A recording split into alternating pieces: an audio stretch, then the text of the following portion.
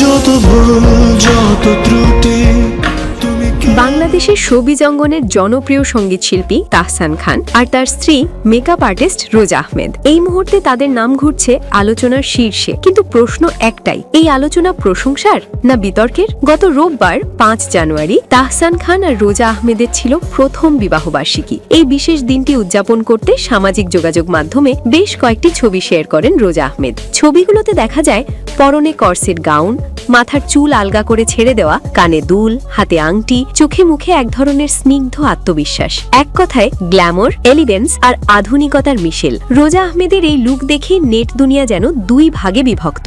অনেকে প্রশংসায় ভাসিয়েছেন তাকে, আপনাকে খুব সুন্দর লাগছে, অসাধারণ লাগছে, আমি ভাবছি জাহ্নবী কাপুর। অন্যদিকে এক শ্রেণীর নেটিজেন ব্যক্তিগত আক্রমণেও পিছু পা হননি। কেউ প্রশ্ন তুলেছেন তাহসান খানকে টেনে, কেউ আবার পোশাক নিয়ে দিয়েছেন অপ্রয়োজনীয় পরামর্শ। এমনকি কিছু মন্তব্য ছিল এতটাই নোংরা যা প্রকাশের অযোগ্য।